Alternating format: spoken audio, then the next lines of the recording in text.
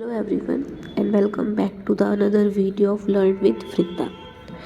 We are in a series where we are discussing about the human digestive system, in which we have already discussed about what is alimentary canal, parts of alimentary canal, digestive glands, and in this video we will discuss the process of digestion. So digestion is the process by which complex food substances are broken down into simpler soluble substance so that they can be absorbed by our body. Which means digestion बहुत ही complex मतलब एक process होता है जिसमें हमारे जो complex food molecules होते हैं उनको छोटे छोटे सब्सटेंसेस में सिंपलर सब्सटेंसेस में तोड़ा जाता है ताकि हमारी बॉडी की सेल उनको एब्जॉर्ब कर सके उसमें से न्यूट्रिशन की। हमने अपनी पहली वीडियो में जाना था कि हमारा जो ह्यूमन डाइजेस्टिव सिस्टम होता है उसमें mouth, oesophagus, stomach, small intestine, large intestine, rectum, anus ये सारे पार्ट आते हैं। अब डाइजेशन को स्टेप बाय स्टेप समझते हैं। तो digestion starts from the mouth. Mouth में डाइजेशन स्टार्ट हो जाता है, ठीक है। जो हमारे टीथ होते हैं वो खाने को चबाते हैं, कि मैकेनिकल डाइजेशन है। सलाइवा फूड के साथ मिक्स होता है और जब सलाइवा फूड के साथ मिक्स होता है तभी उसी टाइम पे सलाइवरी अमाइलेज एंजाइम वहाँ पर आके अपना काम करता है और उस फूड के अंदर से कार्बोहाइड्रेट का डाइजेशन स्टार्ट कर देता है। सलाइवरी अमाइलेज फूड में प्रेजेंट कार्बोहाइड्रेट को सिंपल शुगर में तोड़ता है और उसके बाद जो टंग होती है वो पूरे के पूरे फूड को मिक्स करती है और आगे फूड पाइप में भेज देती है। तो अभी हमने क्या सीखा? हमने ये सीखा कि जो माउथ होता है वो उसमें दांत खाना चबाने में हेल्प करते हैं, उसमें से जो जीभ होती है वो फूड में सलाइवा मिक्स करती है। सलाइवा के पास सलाइवरी अमाइलेज एंजाइम होता है जो कि फूड के अंदर के कार्बोहाइड्रेट को डाइजेस्ट करता है शुगर में, और फिर जो हमारी टंग होती है वो फूड को फूड पाइप की तरफ पुश कर देती है। के बाद खाना पहुंचता है ईसोफेगस पे। ईसोफेगस जो होती है वो सिर्फ और सिर्फ एक रूट है, एक पाथ है, एक रास्ता है जहाँ कोई डाइजेशन नहीं होता। फूड सिर्फ वेव लाइक मूवमेंट होती है जिन्हें पेरिस्टालिस बोलते हैं। पेरिस्टालिस मूवमेंट के थ्रू फूड माउथ से ईसोफेगस से होता हुआ सीधे स्टमक के अंदर जाता है और मेन हमारा डाइजेशन का प्रोसेस यहाँ स्टमक में ही स्टार्ट होता है।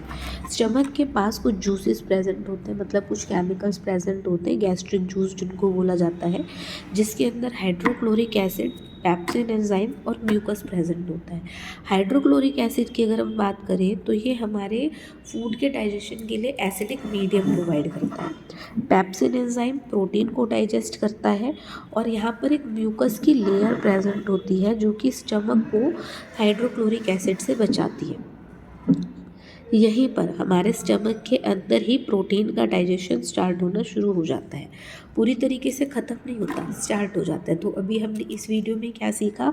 हमने ये सीखा कि ईसोफेगस के थ्रू फूड माउथ से स्टमक में आया। ईसोफेगस में कोई डाइजेशन नहीं हुआ, सिर्फ ईसोफेगस के थ्रू फूड जो है वो माउथ से आपका स्टमक तक आया। स्टमक की बात करें तो स्टमक में आपका हाइड्रोक्लोरिक एसिड प्रेजेंट होता है, पेप्सिन प्रेजेंट होते हैं, पेप्सिन एंजाइम होते हैं एक तरीके के, पेप्सिन एंजाइम प्रेजेंट होते हैं और एक म्यूकस की लेयर प्रेजेंट होती है।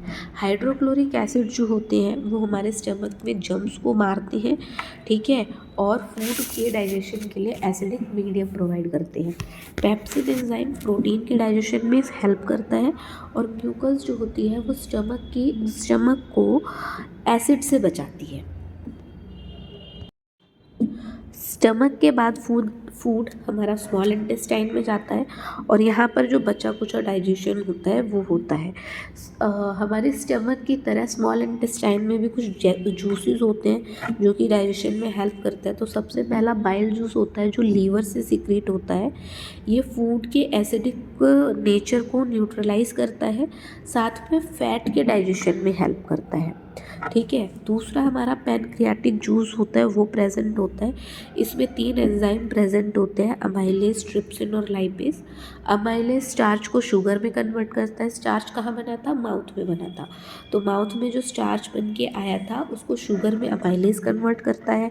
अभी स्टमक में प्रोटीन का डाइजेशन स्टार्ट हुआ था, उस प्रोटीन को पूरी तरीके से डाइजेस्ट करके अमीनो एसिड में ट्रिप्सिन कन्वर्ट करता है और बाइल जूस ने जिस फैट का डाइजेशन स्टार्ट करा था उसे पैनक्रियाटिक जूसेस फैटी एसिड और ग्लिसरॉल में कन्वर्ट करते हैं।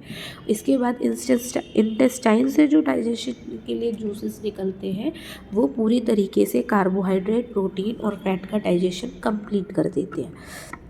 लास्ट में होता है एब्जॉर्प्शन। तो स्मॉल इंटेस्टाइन में ही small finger like projection present होते हैं जिनको विली कहते हैं, और ये विली जो होते हैं हमारे एब्जॉर्प्शन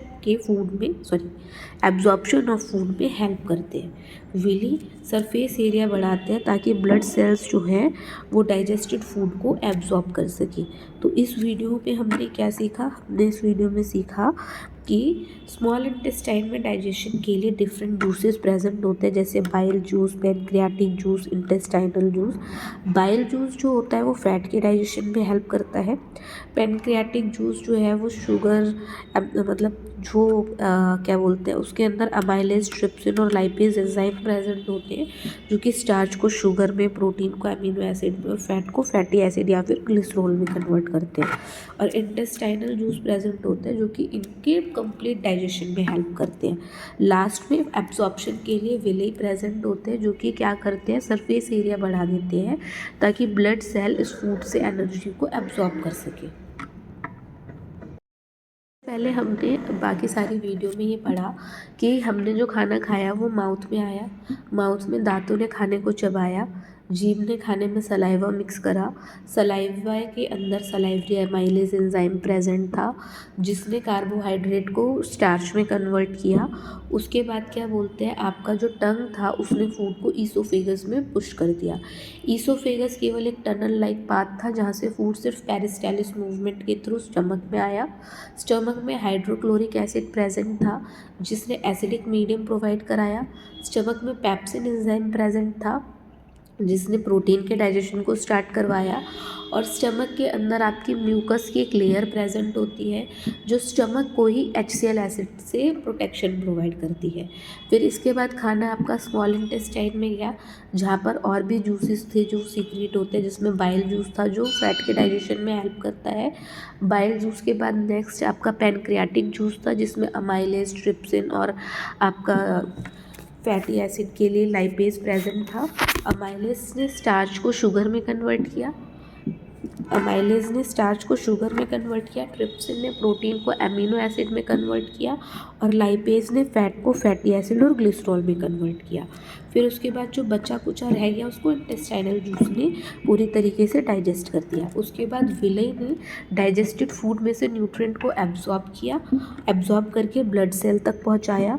फिर जो लार्ज इंटेस्टाइन बच गई उसने फूड में से वाटर और सॉल्ट को एब्जॉर्ब किया और जो बचा कुचा अनडाइजेस्टेड फूड था उसको रेक्टम की तरफ भेजा जहाँ से फीकस के रूप में फूड जो था, जो वेस्ट था, वो हमारे बॉडी से बाहर निकल गया।